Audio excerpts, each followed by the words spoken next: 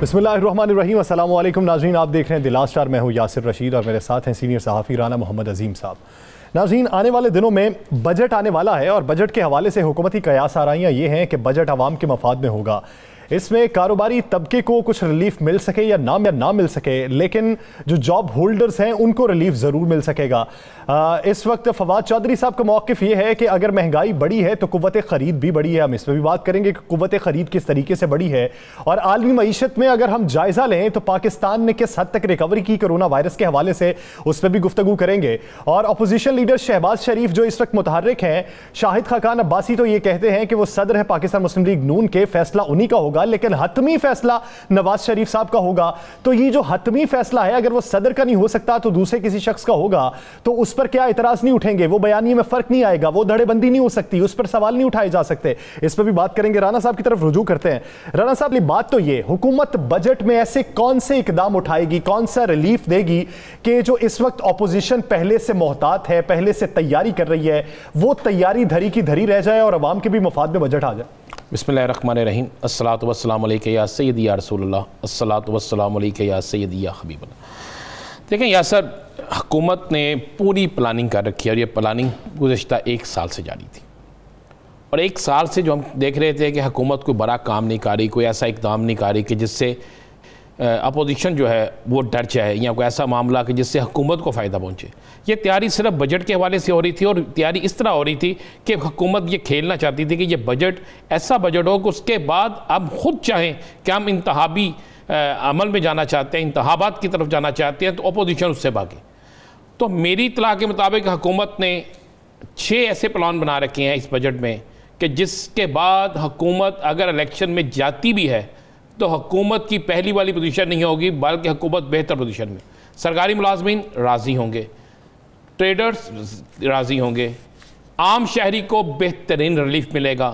आपकी वो तमाम चीज़ें जिसके मतलब कहा जा रहा था बिजली की कीमतें आसमान पे पहुंच जाएंगी, पेट्रोल की कीमतें बढ़ जाएंगी, इसी तरह गैस की कीमतें बढ़ जाएंगी, कुछ नहीं बढ़ रहा, बल्कि आपको अगले चंद माह में बहुत ज़्यादा कमी नज़र आएगी। और मैं आपको ये भी बता दूँ, बहुत बड़ी प्लानिंग हो चुकी है। इस प्लानिंग के तहत इस बजट के फौरी बाद महंगाई का सैलाब जिसका इंतज़ार कर रही थी अपोजिशन, इंतज़ार कर रही थी कि महंगाई होगी, हम मुख्तलिफ यूनियंस को साथ लेंगे, आवाम को साथ लेंगे, अवामी रेला लेकर निकलेंगे और हुकूमत उस अवामी रेले का मुकाबला नहीं कर सकेगी। अब अपोजिशन को भी इस बात का इल्म हो चुका है कि हुकूमत जो है किसी सूरत में जाने वाली नहीं है, और ना इस मौजूदा सूरत हाल में कोई ऐसी कैंपेन चल सकेगी जिससे हुकूमत को नुकसान पहुँच सके। या सर, अगर आप देखें कि आज स्टॉक एक्सचेंज कहाँ पहुँच गई, 48,000 की नफसियाती हद भी हो गई। उसके बाद ग्रोथ रेट आपका देखें कहाँ चला गया। ये सारी चीज़ें आप क्या समझते हैं कि ये मसनूई है? ये मसनूई नहीं है। हुकूमत अपोजिशन जितना मर्जी कह ले, ये बिल्कुल मसनूई नहीं है। और मैं आपको एक और बड़ी खबर दे दूँ, ये कितनी आज शाहिद खाकान अब्बासी ने और लाहौर में मौलाना फजल रहमान ने बात की है, बिलावल भुट्टो जरदारी साहब ने बात की है, ये बजट बासानी मंजूर हो जाएगा। मैं आपको फिर कह रहा हूँ, आज फिर कह रहा हूँ, पहले भी मैंने कहा था, ये बजट बासानी मंजूर हो जाएगा। लेकिन इसलिए कि जो खबरें चल रही हैं कि IMF की जानिब से वो टैक्सेस छूट खत्म करने का फिर से मुतालबा किया जा रहा है, तो क्या शौकत तरीन साहब उसमें किरदार अदा कर सकते हैं? बेहतरीन, बिल्कुल किरदार अदा कर सकते हैं। IMF ने जो कहा है उसके मुताबिक जाएँ तो फिर आपकी ये जो कल पेट्रोल की कीमतें नहीं बढ़ी, पूरी दुनिया के अंदर बढ़ गई हैं ना, पाकिस्तान में पेट्रोल की कीमत नहीं बढ़ी, तो आप क्या समझते हैं ये कोई प्लानिंग नहीं थी? ये सब प्लानिंग का हिस्सा था, और ये हुकूमत फैसला कर चुकी है कि वो आवाम को रिलीफ देगी। और मैं फिर आपसे कह रहा हूँ कि आने वाले दिनों में ज़रा आप देखिएगा कि कर्ज़ों की किस तरह बाहर आती, कितने लोगों को कर्ज़े मिलते हैं। आप देखिएगा कि पाकिस्तान की वो इंडस्ट्री जिसे हम कहते हैं कि ये तामीरात का शोबा, ये किस तेज़ी से आता आपको पता है? चले मैं आपको ये भी खबर दे दूँ, ये 1 या 2 दिन में प्रेस कॉन्फ्रेंस करके हुकूमत की तरफ से आएगी। पाकिस्तान के अंदर 13 बड़ी इंडस्ट्रियाँ लगने जा रही हैं, जिसमें सबसे ज़्यादा इन्वेस्टमेंट जो है वो सऊदी अरब से, दुबई से, मुत्तहिदा अरब अमारात से, कतर से और चाइना से आ रही है। और ये वो इंडस्ट्रीज़ हैं, आज कुवैत के हवाले से भी तो एक खुशाइंद बात है। सॉरी, कुवैत से भी आ रही हैं, कतर कुवैत से भी आ रही। ये जो इंडस्ट्री यहाँ पे लगेंगी, इसमें रोज़गार के साथ साथ ऐसी चीज़ें होंगी कि आपकी मौशियत खड़ी हो जाएगी ये सारा कुछ इन्होंने बजट के फौरी बाद अनाउंस करना शुरू कर देना है, कुछ चीज़ें बजट से पहले, कुछ बजट के बाद। ये बाकायदा थिंक टैंक जो है, जिसमें सिर्फ हुकूमत की ज़िम्मेदार नहीं है बल्कि अहम अदारों के अफराद भी हैं जो पाकिस्तान की मआशरत को खड़ा करना चाहते हैं, उन सब ने मिलकर ये प्लानिंग की है और इस प्लानिंग पे काम हो चुका है। जो वज़ीर-ए-आज़म इमरान खान ने वो बहुत ज़्यादा आवाम की सुनी, बहुत ज़्यादा तनकीद का सामना किया। अब अचानक ये सारी चीज़ें जो बेहतर होना शुरू हुई हैं, एक दिन में नहीं हुई, इसके लिए प्लानिंग थी। और इस प्लानिंग के बाद आप देख लीजिएगा आने वाले दिनों में ये मजीद ग्रोथ कहाँ जाएगी, मजीद स्टॉक एक्सचेंज कहाँ तक जाएगी, शेयर्स का कितना कहाँ तक कारोबार होगा। राना साहब, जो इकोनॉमिक एक्सपर्ट्स हैं वो इस बात की नफी नहीं करते कि बाहर से सरमायाकारी नहीं आ रही, वो इस बात के हक में है कि बाहर से सरमायाकारी आ रही है और बड़ी तादाद में आ रही है। लेकिन वो एक सवाल ये उठाते हैं कि हमारे पास अगर वैक्यूम मौजूद नहीं है, स्ट्रक्चर्स मौजूद नहीं है, हम उतनी सहूलत दे नहीं सकते, तो वो सरमायाकारी का कोई फ़ायदा नहीं है। वो कुछ अरसे सरमायाकार आएंगे फिर वो भाग जाएंगे। तो इस हवाले से मैकेनिज्म क्या तैयार हो रहा है? देखें, एक तो आपको पता है कि यहाँ पर पाकिस्तान में सरमायाकारी करने वालों के लिए एक नया कानून तैयार किया जा रहा है। उस कानून में उसे बहुत से ममालिक से ज़्यादा सहूलतें यहाँ मिलेंगी, बहुत से ममालिक से ज़्यादा। लोग बांग्लादेश में कारोबार क्यों शुरू किया, मलेशिया में, चाइना में, दीगर जगहों पे कारोबार क्यों शुरू किया गया था? तो उसका नुकसान भी तो उठाना पड़ा ना हमें। कपास भी हमारी ख़राब होगी, अब जिस तरह की है वो हमें बाहर से इंपोर्ट करना पड़ती है। लेकिन अब ऐसा बिल्कुल था, वो प्लानिंग नहीं थी, अब प्लानिंग हो चुकी। मैं नाम नहीं लेना चाहता, सिर्फ हुकूमत नहीं, कुछ अहम अदारों के लोग भी जो हैं इस प्लानिंग में शामिल हैं और उन्हीं की वजह से बेहतरीन प्लानिंग हो चुकी है। आप देखिए ज़रा, बजट में कितने दिन रह गए हैं सर? ये बिल्कुल बजट तैयार है, बजट आ रहा है और बजट के साथ ही आप देखिएगा हर रोज़ एक नई बड़ी खबर होगी। और अपोजिशन इसी बात पे परेशान है। नहीं, मैं आपको बता दूं, अपोजिशन इसी बात पे परेशान है। अपोजिशन जो समझती थी कि ईद के बाद उसकी ईद के बाद फिर बजट के बाद एक बड़ा तूफान आएगा और तूफान में सब बह जाएगा और सब कुछ जब बह जाएगा तो उसके बाद ये होगा कि जनाब हुकूमत की जो है वो घर जाने की तैयारी करेगी और हम लोग जो है हीरो बन जाएंगे। ऐसा नहीं है। आज जो मौलाना फजलुर रहमान का बयान है और आज जो अब्दुल गफूर हैदरी का बयान है कि चाहे 5 दिन हो चाहे 5 साल, तो ये आप किसको क्या समझ रहे हैं? ये इसलिए है कि इन्हें समझ लग गई है कि हमने जहाँ पे हुकूमत पे बहुत से मामला पे तनकीद किया, हमें मानना चाहिए कि ये अचानक जो सब कुछ हो रहा है ये अचानक नहीं था। अच्छा, आप ये भी तो देखिए कि रफ्ता रफ्ता वज़रा बशमूल वज़ीर-ए-आज़म अगले 5 साल की भी नवीद सुना रहे हैं कि अगले 5 साल भी पाकिस्तान तहरीक इंसाफ की हुकूमत होगी। भाई उन्हें पता लग गया ना। देखिए, मुझे नहीं पता अगले 5 साल इनके हैं या नहीं, मुझे ये बिल्कुल नहीं पता, लेकिन मैं ये ज़रूर कह रहा हूँ कि अगले 4 से 5 माह जो हैं इस पाकिस्तानी कौम के लिए बड़े बेहतर हैं, अगले 4 से 5 माह जो हैं अपोजिशन के लिए बड़े बुरे हैं। मैं ये बिल्कुल कह रहा हूँ, अगले 4 से 5 माह अपोजिशन के लिए बुरे हैं। और मैं आपको ये भी बता दूँ, वक़्त से 4, 5, 6 माह पहले इलेक्शन भी अनाउंस हो सकते हैं। उसकी वजह कि हुकूमत जब अपनी तैयारी में पूरी तैयारी कर लेगी तो फिर वो अपोजिशन को तैयारी का टाइम नहीं देगी। जब आप देखते हैं कि ग्राउंड में आप आगे हैं, वेदर आपकी मर्जी का है, विकेट आपकी मर्जी की है। मैं आगे चल के राना साहब इस पे बात करता हूं कि हुकूमत की तैयारी कहां पे नहीं है और वहां पे वो डिले आ रही है। लेकिन बात ये करनी है कि इस वक्त अगर तैयारी पूरी हो चुकी है तो आने वाले दिनों में सियासी हंगामा कोई नहीं होगा। फिर तो वो बात जो हमने कुछ अरसा पहले कही थी कि बजट के बाद कुछ बड़ी तब्दीलियां हो सकती हैं, फिर तो वो तब्दीलियां भी नहीं होंगी। तब्दीलियां जरूर होंगी। तब्दीलियां कहाँ पे होंगी मैं आपको ये बताऊँ। तब्दीलियां कुछ वजारतों में होंगी, तब्दीलियां कुछ लोग अपनी वजारत छोड़ देंगे। इत्तेहादियों के हवाले से बिल्कुल इत्तेहादी नाराज़ होंगे, उनको मनाने की कोशिश की जाएगी। लेकिन अब 2 इत्तेहादी क्या 3 इत्तेहादी भी नाराज़ होकर चले जाएं तो मौजूदा सूरत हाल में हुकूमत को कोई ख़तरा नहीं है। यासर, पीपल्स पार्टी मुत्तहिदा अपोजिशन के साथ नहीं है, ANP साथ नहीं है। उनकी नशिस्तें आप देख लें और इत्तेहादियों की देख लें तो साफ पता लग जाता है कि जब अदम इत्तेमाद की तहरीक नहीं आएगी तो फिर इत्तेहादी जो है किसी के नाराज़ होने से या राज़ी होने से फ़र्क नहीं पड़ेगा। अच्छा राना साहब, आगे बढ़ते हैं, मुझे आज़ाद कश्मीर पर बात करनी है, लेकिन एक बात एक पहले सवाल ये शहबाज शरीफ साहब के हवाले। चले मैं आपको ये भी खबर दे दूँ, शहबाज शरीफ ईद उल अज़हा से पहले पाकिस्तान से चले जाएंगे। ईद उल अज़हा बाहर होगी, ईद उल अज़हा बाहर होगी। वो चाहते हैं कि कुर्बानी जो है ना वो पाकिस्तान से बाहर करें। मैं आपको कह रहा हूँ ये शरई कुर्बानी की बात कर रहे हैं या सियासी? देखिए, शरई कुर्बानी करेंगे लेकिन इस बड़ी ईद पे सियासी कुर्बानी भी हो जाएगी ना, किसी के बयानिए की कुर्बानी हो जाएगी। अब आप पूछना चाहते हैं तो इस ईद पे शहबाज शरीफ साहब किसी के बयानिए की कुर्बानी देने जा रहे हैं और उस कुर्बानी को देने के लिए उनकी पूरी तैयारी है।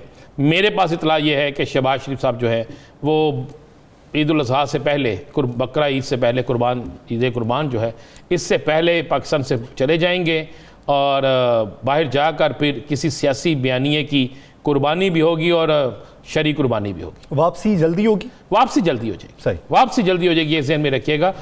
दो चीज़ें हैं, यहाँ तो शहबाज शरीफ के बयानिया की कुर्बानी हो जाएगी, तो फिर शहबाज शरीफ की बयानिया की कुर्बानी के बाद जब वह बयानिया कुर्बान होगा तो शहबाज शरीफ उसका बयानिया का गोश्त खाने के बाद बीमार हो सकते हैं। और अगर शहबाज शरीफ का बयानिया कुर्बान नहीं होता, किसी और का बयानिया कुर्बान होता है, तो शहबाज शरीफ तंदुरुस्त होके और तगड़े होकर शहबाज शरीफ साहब पाकिस्तान आएंगे। आगे बढ़ते हैं, आज़ाद कश्मीर के हवाले से बात करते हैं। हुकूमत के लिए इस वक्त टेंशन पड़ी हुई है। पाकिस्तान पीपल्स पार्टी, जमात इस्लामी भी, नून लीग भी, वो ये कहते हैं कि डिले नहीं होना चाहिए, NCOC की सिफारिशात को हम नहीं मानते। लेकिन इस वक्त मौजूदा सूरत हाल देखी जाए तो पाकिस्तान तहरीक इंसाफ के लिए कुछ टफ सिचुएशन है। कारकुनान भी, रहनुमा भी वहाँ पर मखमसे का शिकार है, बंटवारा हुआ है।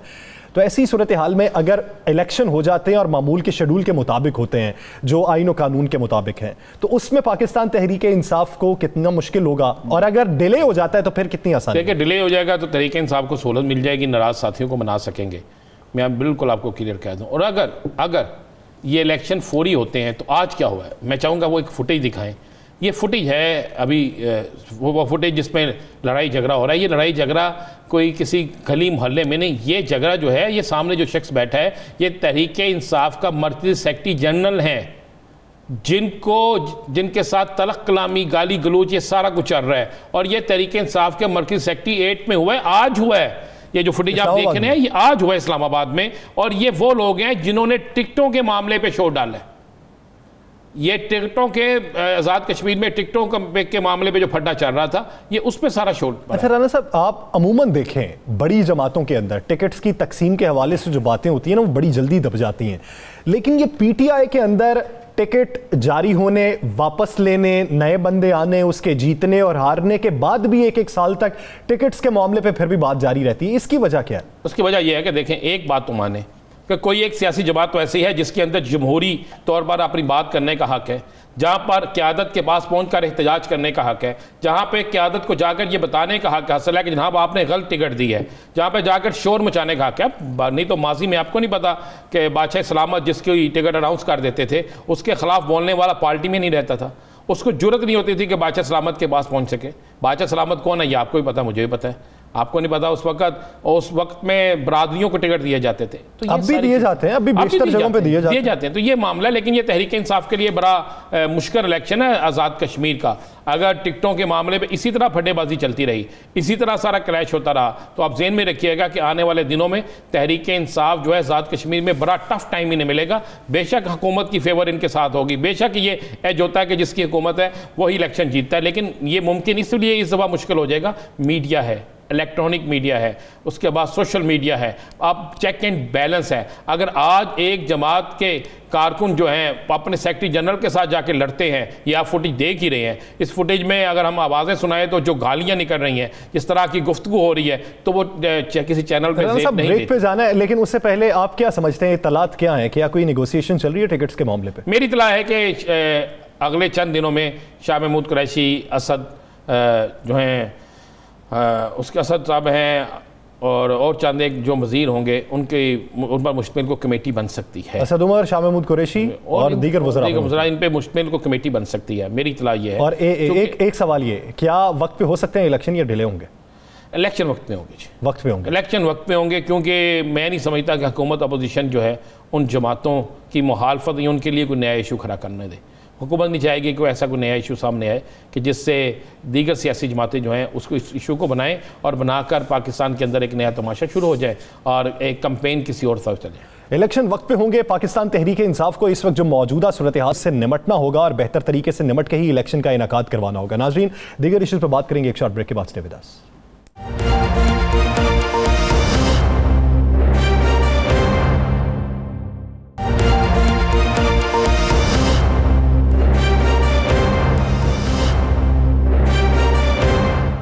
Welcome back. नाज़रीन, सियासी मंजरनामा यह है कि कुछ अर्सा पहले जो PDM मुत्तहिद थी, अब वो PDM नहीं रही। पाकिस्तान पीपल्स पार्टी के मुताबिक पीडीएम नहीं है क्योंकि वो उसका जो आगाज था वो पाकिस्तान पीपल्स पार्टी ने किया, अब उसकी तरफ हम वापस रुजू नहीं करना चाहते थे।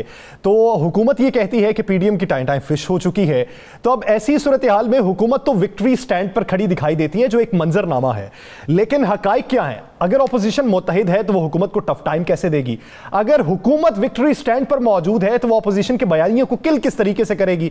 इसी बारे में बात करने के लिए हमें ज्वाइन किया है पाकिस्तान के इंसाफ की रहनुमा सेनेटर डॉक्टर जरका साहबा ने, और हमें साथ में ज्वाइन किया पाकिस्तान मुस्लिम लीग नून के सीनियर रहनुमा senator general retired Abdul Qayyum साहब ने।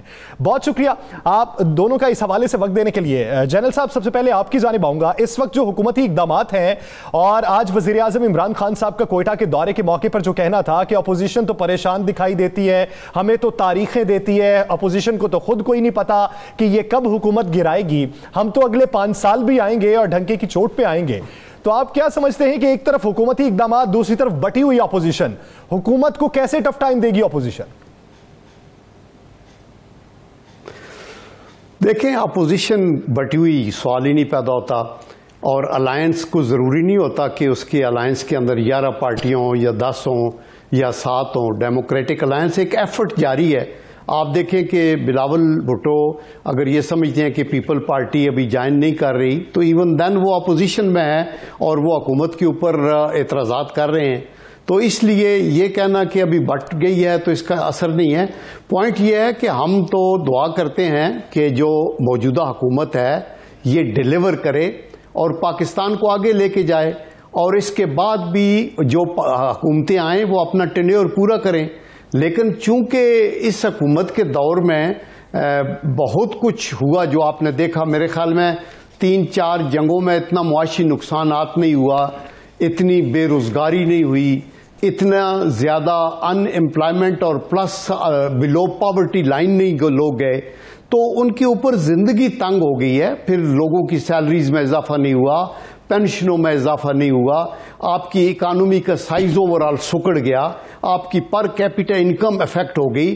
तो ये सब कुछ था, रेवेन्यू का मसला बना हुआ था, जो इस वक्त इन्होंने 4000 का भी कहा है, तो ये एक अच्छी खबर तो है। लेकिन इनको ये भी पता होना चाहिए कि मुस्लिम लीग नून ने 1.9 ट्रिलियन से लेके 3.85 ट्रिलियन किया था, और वो भी तारीख में पहली दफा था, और मेरे ख्याल में इतना बड़ा जंप कभी किसी हुकूमत में नहीं लगा।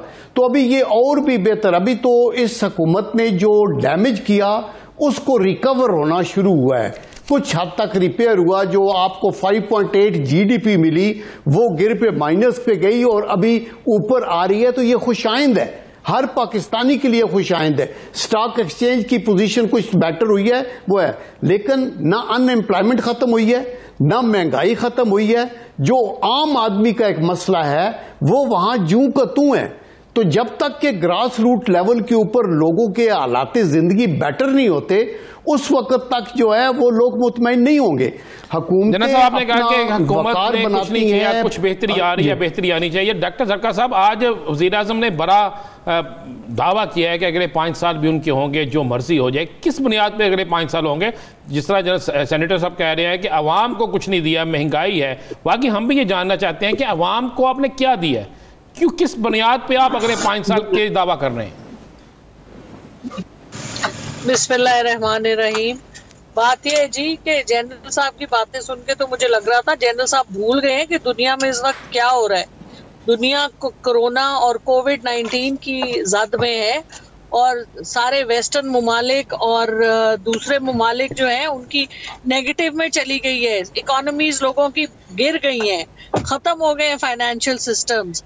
हमारे साथ इंडिया की कई दिहाइयों में जाके नेगेटिव ग्रोथ में चले गए हैं, -7 पे चला गया उनका ग्रोथ रेट।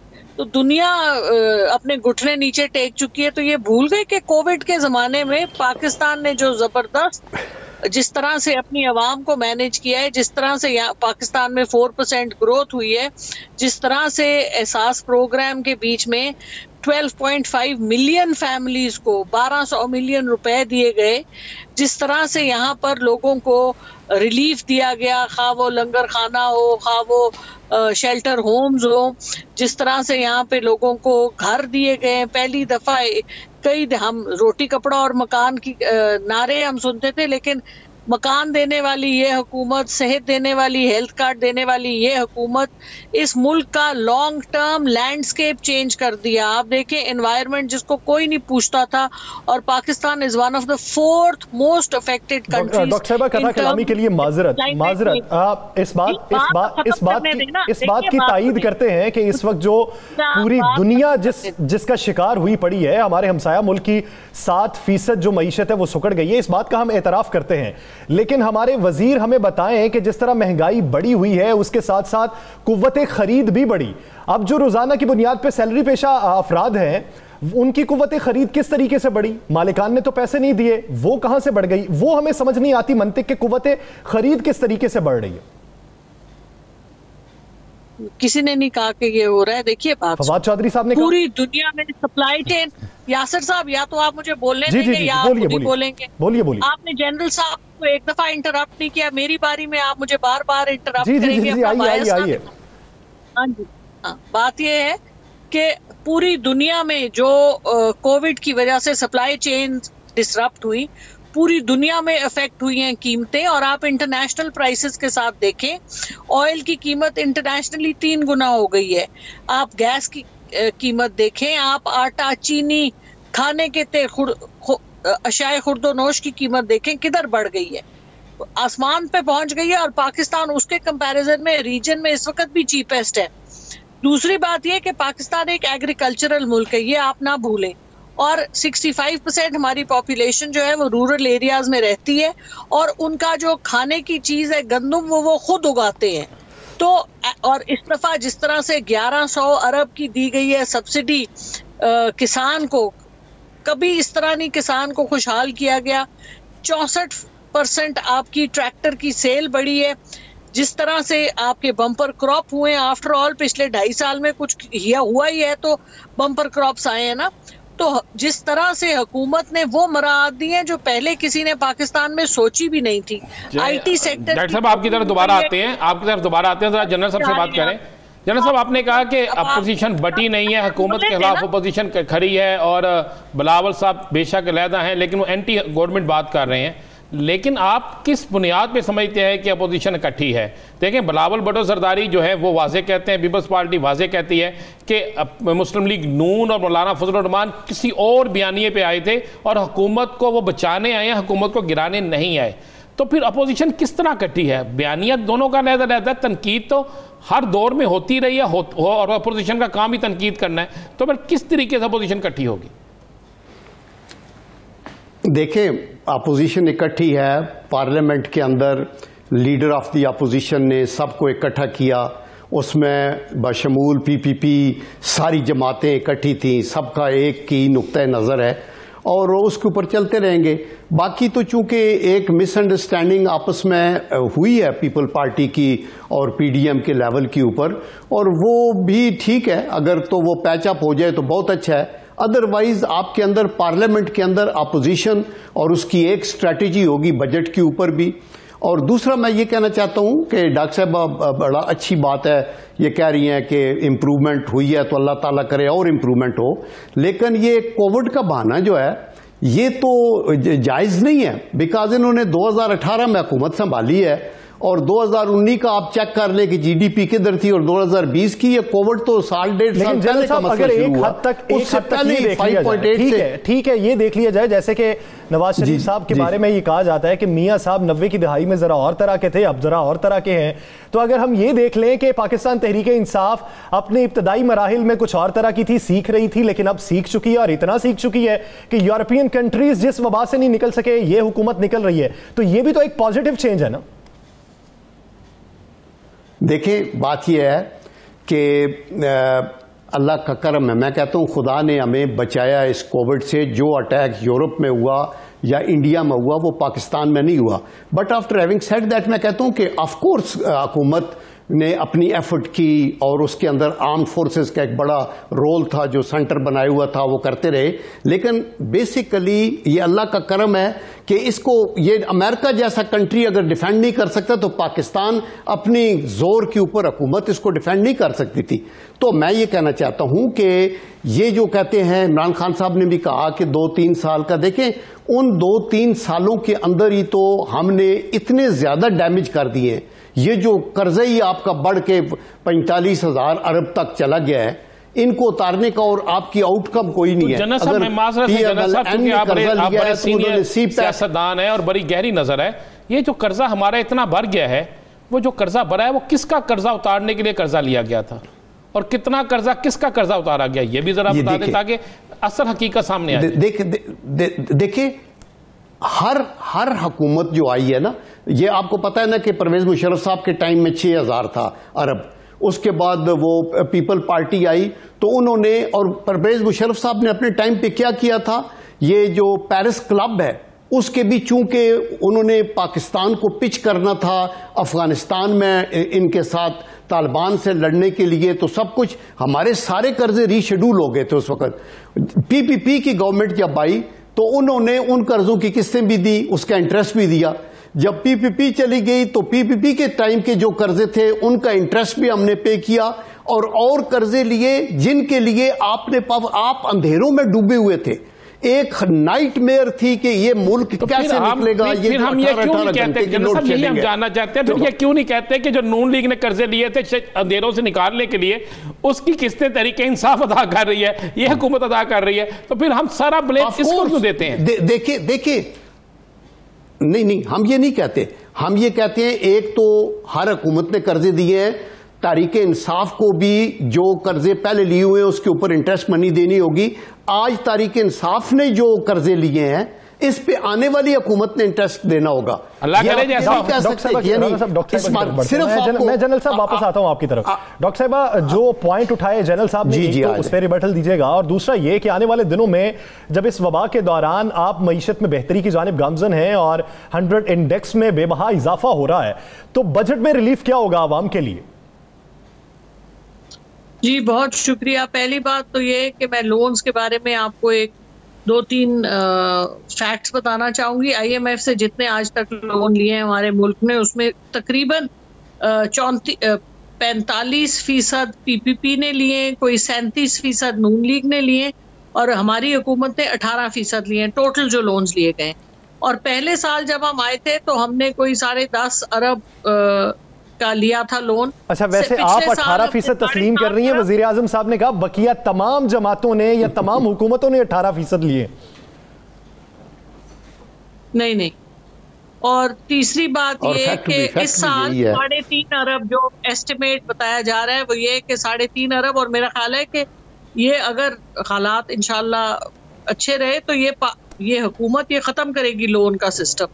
तो this is very very positive, और ये कोई इम्पोर्ट ड्रिवन इस दफा हमारी नहीं है growth, this is actual growth. और इस दफा पाकिस्तान जो कि एक एग्रीकल्चरल मुल्क है, उसकी एग्रीकल्चर पे फोकस करके उसको डेवलप किया जा रहा है।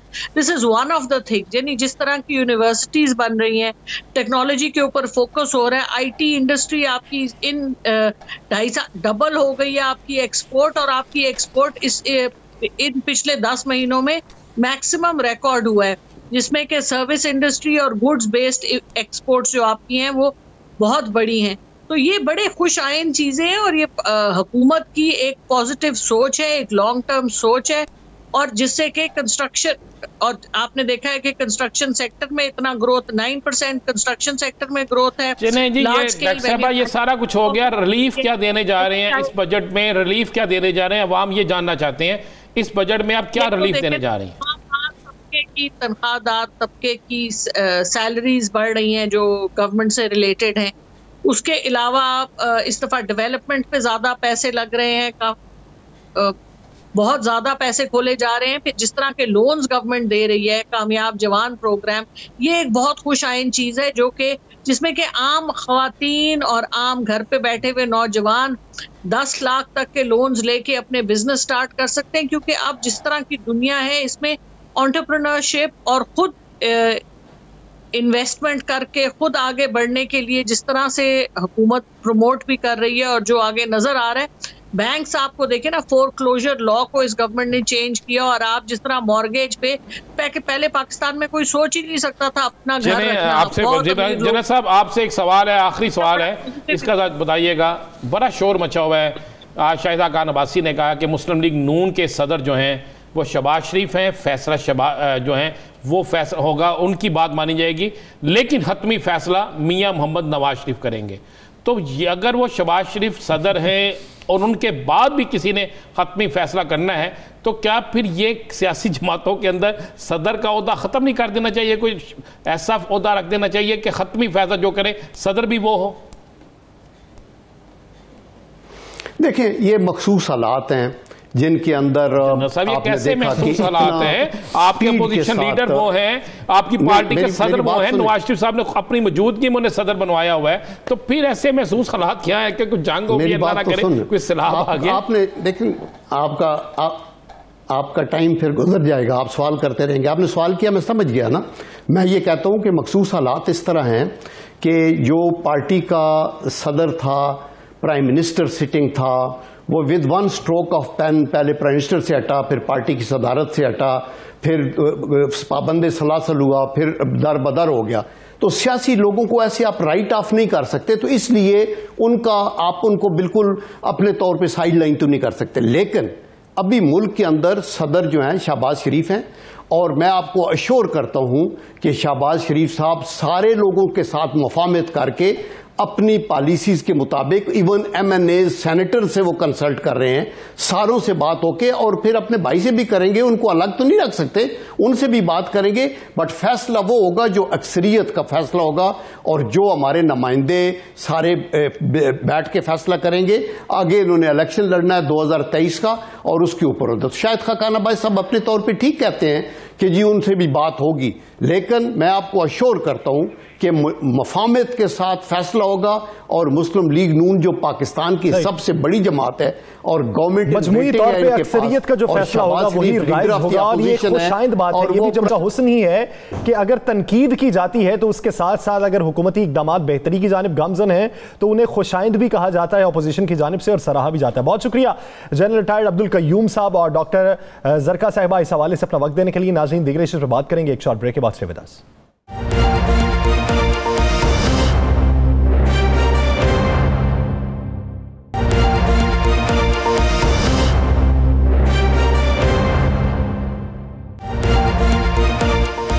Welcome back. नाज़रीन, कहा जाता है कि जिस गांव को जाना नहीं उसका रास्ता क्यों पूछना। इसी तरह की स्टेटमेंट आज कुछ बिलावल भुट्टो जरदारी साहब ने दी है। उनका ये कहना था कि PDM में वापसी को कोई इरादा ही नहीं, तो उसका सवाल क्यों पूछते हैं हमसे। यही बात अगर मौलाना फजलुर रहमान की जुबान से सुनी जाए तो वो ये कहते थे कि रखना डालने की कोशिश हमेशा, अब्दुल गफूर हैदरी साहब के भी, कि रखना डालने की कोशिश हमेशा पाकिस्तान पीपल्स पार्टी की जानिब से की गई, तो इसलिए उनकी वापसी की कोई बात नहीं होगी। हम भी उनकी वापसी की ख्वाहिश नहीं रखते, हम अपनी तहरीक को आगे बढ़ाएंगे। ऐसी सूरत हाल में पाकिस्तान पीपल्स पार्टी एक तरफ है, बार बार हम इस इशू पर बात कर चुके हैं। अब इस बात में तो सदाकत है ही नहीं कि ये एक जगह पे मिल जाएंगे, अलग रहेंगे। अलग रह के किस तरीके से आगे चलाएंगे, तहरीक किसकी कामयाब होगी, पीपल्स पार्टी की या नाम नेहाद PDM की? राना साहब की तरफ रुजू करते हैं। राना साहब, हम उसे 3 जमातों का मजमुआ कहें और PDM ना कहें, तो उनकी तहरीक किस हद तक कामयाब हो सकती है कि जबकि जो सिफारिशात दी जा रही हैं मियां शहबाज शरीफ साहब की जानिब से वो भी काबिल अमल नहीं है? देखिए यासर, मुझे PDM की तहरीक कामयाब होती नज़र नहीं आती। अब आप पूछेंगे क्यों नज़र नहीं आती? आप ज़रा PDM का शेड्यूल देखें। PDM का शेड्यूल, ये महीना है मई का, जून शुरू हो गया ना, ये जून शुरू हो गया ना यासर, जून, जुलाई, अगस्त, 14 अगस्त को वो तीसरा जलसा कर रहे हैं, 14 अगस्त को कर रहे हैं ना? हाँ जी। उससे पहले 2 जलसे हैं। अब मुझे बताएं कौन सी ऐसी तहरीक है जिसमें इतना लंबा टाइम दिया जाता है?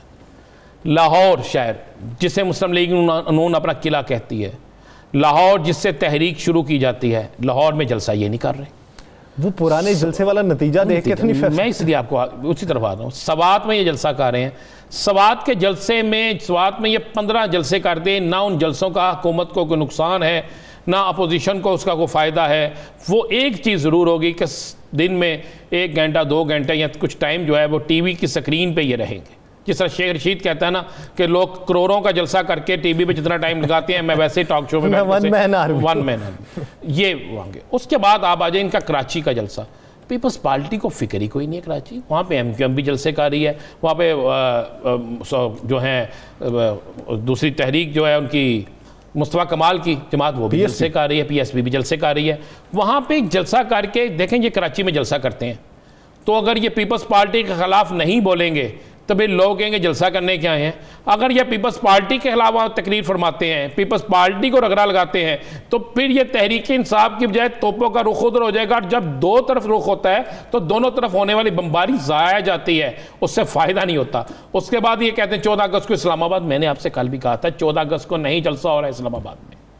मैं आपको ये फिर कह रहा हूँ 14 अगस्त के जलसे से पहले शहबाज शरीफ कोई धमाका कर देंगे, शहबाज शरीफ किसी और तरफ चले जाएंगे, शहबाज शरीफ की लाइन चेंज हो जाएगी। अभी आपने सुना नहीं जनरल क्यूम साहब ने क्या कहा कि मुफाहमत की तरफ जा रहे हैं, वो तमाम सेनेटर से, तमाम अरकान असम्बली से पूछ रहे हैं, और उसके बाद जो उनका फैसला होगा वही मियां नवाज शरीफ का फैसला होगा। मैंने जब कल कह दिया था प्रोग्राम में, जनाब 20 लोगों का मीटिंग थी, 18 ने कह दिया मुफाहमत की सियासत करें, तो मुफाहमत की सियासत होगी जनाब, कुछ नहीं होगा। PDM क्या करेगी? PDM अपना एक मौलाना फजलुर रहमान और मरियम साहिबा अपना सियासी वजूद कायम रखने के लिए ये जलसे और जुलूस कर रहे हैं। अच्छा राना साहब, जब आप ये समझते हैं कि जो PDM के जलसे हैं उसके मद्दे मुकाबल PTI को जलसे करने की ज़रूरत नहीं है, लेकिन आप ये देखें कि अगर पीपल्स पार्टी को देखा जाए तो पीपल्स पार्टी को MQM टफ टाइम देते हुए नज़र आ रही है कराची के अंदर। अब वो जिस तरह ताजर बरादरी को अपने साथ में ला रही है, तो वो क्या MQM फिर से रेज हो सकती? देखिए MQM की वहाँ पे कराची में कुव्वत है, MQM खड़ी होगी, MQM एहतजाज करेगी, लेकिन मैं फिर कह रहा हूँ कोई ऐसा काम नहीं होगा कि जिसमें आप ये समझें कि सिंध हुकूमत ख़त्म हो जाए, कुछ नहीं होगा। नहीं, सिंध हुकूमत के खात्मे की तो बात ही कोई नहीं कर रहा। ये है कि पीपल्स पार्टी का जो ध्यान PTI की तरफ होना है, अगर वो MQM की तरफ हो जाए तो सेफिंग जोन में तो PTI चले जाएगी ना भाई। ये सियासी तमाशा लगेगा, इस सियासी तमाशे में जितना आप देखें ना, कभी डुगडुगी भी जाता है, अब जाते हैं, जाके बंदर हो, रीछ हो या कोई जानवर हो, वो नाचता है और उसके बाद लोग उस ड्रामे को देखते हैं, देखने के बाद चले जाते हैं। अब ये सियासी ड्रामा लग रहा है, इस सियासी ड्रामे में हर सियासी जमात अपना अपना तमाशा लगा रही है, और उस तमाशे में जो दिलचस्प तमाशा लगाएगा लोगों का ध्यान उसकी तरफ जाएगा। 2 दिन 3 दिन 4 दिन ये सियासी तमाशा है, घबराए ना। MQM अपनी सियासत को 2023 की तैयारी कर रही है, PSP अपनी तैयारी कर रही है, पाकिस्तान पीपल्स पार्टी अपनी तैयारी कर रही है, मौलाना फजलुर रहमान अपनी तैयारी कर रहे हैं, मुस्लिम लीग नून अपनी तैयारी कर रही है। ये सिर्फ तैयारी के लिए जलसे हो रहे हैं। मैं आपको एक नई खबर दे देता हूँ जो हमारे नाज़रीन के लिए ज़रूरी है। आने वाले दिनों में मुत्तहिदा अपोजिशन, मुत्तहिदा तो नहीं कह सकते, वो अपोजिशन चूँकि 2 हिस्सों में तकसीम हो गई है ना, 2 हिस्सों में तकसीम होने वाली जो अपोजिशन है उसके पीपल्स पार्टी जो है आइंदा आने वाले चंद दिनों में जैसे ये थोड़ी सी फ़ज़ा ठीक होगी, 3 नहीं 6 नहीं 11 बड़े जलसे करने जाएगी। मौलाना फजलुर रहमान के कराची जलसे के फौरी बाद पीपल्स पार्टी कराची में एक बड़ा शो लगाएगी। ये मैं आपको बिल्कुल कह रहा हूँ। पीपल्स पार्टी सवात में एक बड़ा शो लगाएगी, जिसके लिए ANP पीपल्स पार्टी में सारी बातचीत तय हो गई है। पीपल्स पार्टी पंजाब के अंदर 3 जलसे करेगी, पीपल्स पार्टी बलोचिस्तान के अंदर जलसे करेगी, पीपल्स पार्टी जो है अब फौरी पीपल्स पार्टी मौलाना फजलुर रहमान के कराची के जलसे के बाद सुन लें, पीपल्स पार्टी 9 जमातों के इत्तेहाद के अंदर से 2 जमातों को तोड़ चुकी है। मज़ीद 2 जमातें जो हैं पीपल्स पार्टी के साथ चले जाएंगी। ये मैं आपको एक मुसद्दक़ का इतला दे रहा हूँ। और उसके बाद जाने से फ़र्क क्या पड़ेगा? फ़र्क ये पड़ेगा, देखें फ़र्क क्या पड़ेगा, वो छोटी छोटी जमातें हैं, लेकिन फ़र्क ये पड़ेगा कि PDM जिसका नाम रखा जा रहा है, जिसके मतलब मौलाना साहब कहते हैं असल हम हैं, वो 2 जमातें चली भी गई हैं तो वो PDM नहीं है, हम PDM हैं। जब इसमें से 2 जमातें और निकल जाएंगी तो फिर पता ये लगेगा एक और नया सियासी इत्तेहाद बनेगा। और ये सियासी इत्तेहाद जो है ये आइंदा इलेक्शन में सीट एडजस्टमेंट के लिए होगा। मैं ये आपको बिल्कुल मुसद्दक़ कह रहा हूँ, सीट एडजस्टमेंट के लिए होगा। और मैं आपको एक और बड़ी बात बता दूँ, ये 2 सियासी इत्तेहाद, ये और जमात इस्लामी, 3 दीगर मजहबी जमातों को साथ लेकर वो भी मौलाना साहब के मुकाबले में एक नया इत्तेहाद बनाएगी। ये अगला सियासी सिनेरियो आ रहा है। नहीं, और आप समझते हैं कि बड़ी जमातें किसी छोटी जमातों को लेवरेज देगी? बिल्कुल देंगी। देखें, ज़हन में रखिएगा, बड़ी छोटी की बात नहीं है। भाई बिकता है, सौदा बेचना है, स्टेट पावर जिसके पास होगी वो आके जीत जाएगा। जमात इस्लामी के पास स्टेट पावर मौजूद है, वो भी निकलेंगे, उनके साथ और भी निकलेंगे। और मौलाना फजलुर रहमान जो अपना एक मुतहिदा मजलिस अमल टाइप बनाते थे और जिसमें वो जमातें उनसे इलेक्शन लड़ते थे, इस दफ़ा उनके लिए ये नहीं होंगी। चलें एक और चीज़ आपको बता दूँ, मौलाना साहब ने अपने एक इंतहाई करीबी साथी के ज़रिए और मुस्लिम लीग नून के एक शख्स के, मरियम के करीबी साथी, उसके ज़रिए जहांगीर तरीन के पास राब्ते की कोशिश की है। अच्छा, वो तो कहते हैं कि अभी सोचा नहीं है कि हमने, मैं आपको ये मुसद्दका इतला दे रहा हूँ, जहांगीर तरीन की तरफ से उन्हें कोई अच्छा जवाब नहीं मिला। जहांगीर तरीन ने वाज़े तौर पे जहांगीर तरीन ने उन्हें इनकार कर दिया कि अभी वक्त नहीं है, क्योंकि जहांगीर तरीन बड़ा समझदार आदमी है और वो कभी ऐसा नहीं करेगा। और मैं जहांगीर तरीन के मतलब आपको बता दूं कि शोर मचा हुआ है कि जहांगीर तरीन की गिरफ्तारियां मुतवक्के हैं। जहांगीर तरीन की गिरफ्तारी मुतवक्के नहीं है। जहांगीर तरीन को ना क्लीन चिट मिलेगी और ना ही उनकी गिरफ्तारी होगी, वो दरमियान में लटकते रहेंगे। यानी अगर पीडीएम की जानिब से ये कहा जा रहा है कि जहांगीर से रब्ता करने का भी कोई फैसला नहीं किया गया, तो फिर राना साहब की ये बात कि रब्ता किया गया लेकिन वहां से ग्रीन सिग्नल नहीं मिला, तो इसी वजह से ये बयान दिया गया है। नाज़रीन, दीगर इश्यूज़ पर बात करेंगे एक शॉर्ट ब्रेक के बाद। Stay with us.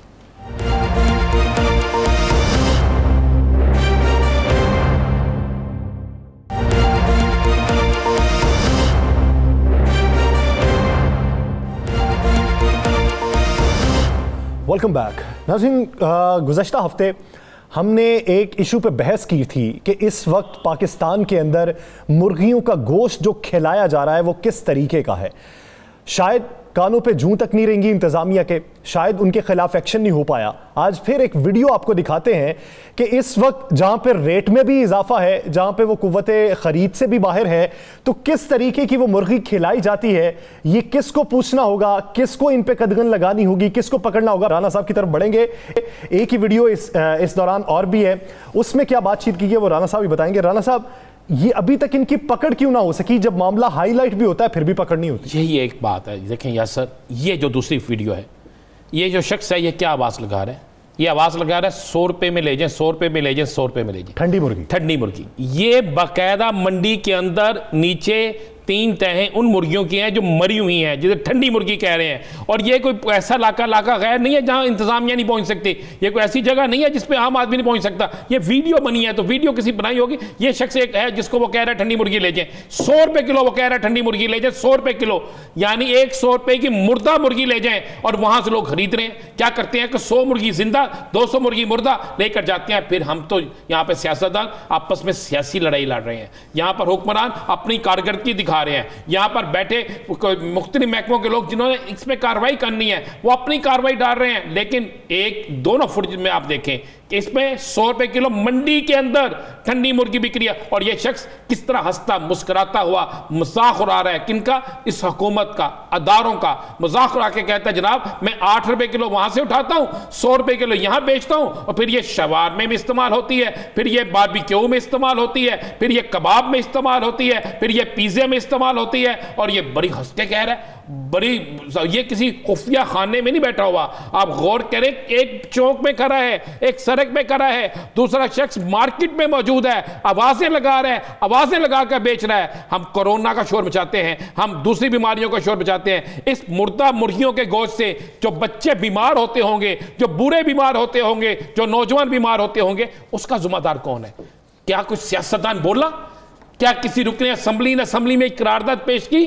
क्या इस पर आवाज उठाई? किसी सियासतदान ने कहा कि इस पर एक्शन लेना चाहिए? कोई नहीं लेगा, इसलिए कि इसको बेचने वाले बड़े तगड़े लोग हैं, इसका कारोबार करने वाले बड़े तगड़े लोग हैं। अवाम में खुराक के नाम पर यह जहर जो बेचा जा रहा है, अवाम को जो जहर खिलाया जा रहा है ताकि हम लोग मुर्दार चीजें खाएं, अवाम मुर्दार खाए चीजें खा के चुप होके बैठ जाए और सियासतदान अपनी सियासत चमकाते रहेंगे। सियासत ये यहाँ पे हो रहा है।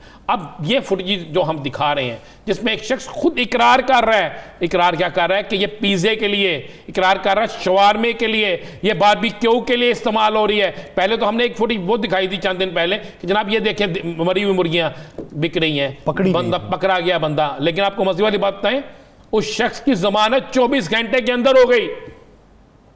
कोई ऐसा कानून नहीं है कि जिसमें ऐसे शख्स को ऐसी सजा दी जाए कि यह कई साल तक अंदर रहे, जो इंसानों को ऐसी खुराक खिला रहा है कि जो मुर्दार है, जिससे इंसानी जिस्म के अंदर क्या क्या बीमारियां पैदा होंगी। कैंसर इससे पैदा हो जाएगा, इसके अंदर जो बच्चे हैं उनके अंदर ऐसी ऐसी बीमारियां पैदा हो जाएंगी कि जब आप मुर्दा जानवर का गोश्त खाएंगे, गुना तो गुना, लेकिन इंसानी जानों को कितना नुकसान होगा। लेकिन हुआ क्या, जनाब गिरफ्तार हुआ, अगले दिन उसकी जमानत हो गई, फिर वो जाएगा, जाकर पहले आगे 25 मुर्गियां बेचता था, 500 मुर्गी बेचेगा। लेकिन बेहिस, मैं समझता हूँ वो अदारे बेहिस अदारे हैं। जहाँ पे हम रियासत मदीना की तरफ गामजन होने का ऐलान करते हैं। या सर पूरी दुनिया में मुझे कोई माजरत से एक दुनिया का कोई मुल्क ऐसा दिखा दे पाकिस्तान के अलावा जहाँ पे ऐसे सामान बेचने वाले की जबान 24 घंटे में हो जाती हो। भाई कानून बना हुआ है, मिलावट पे कितनी सजा है, और जो मुर्दा जानवरों का गोश्त बेचेगा उसकी क्या सजा है। यहाँ पे कुछ भी नहीं। सोचिए कि रियासत मदीना के वज़ा करदा उसूलों पे हम किस हद तक अमल दरामद करते हैं। अगर हमारे हालात ये रहे, अगर हमारा अखलाक का गिरावट का आलम ये रहा, तो हम कभी तरक्की नहीं कर सकते। ये बुनियाद अगर ये डाली जा रही है तो इसकी इमारत बहुत बुरी खरी होगी। नाज़रीन, दिलासा से मुझे और आपको दीजिए इजाज़त। अल्लाह ने के पास।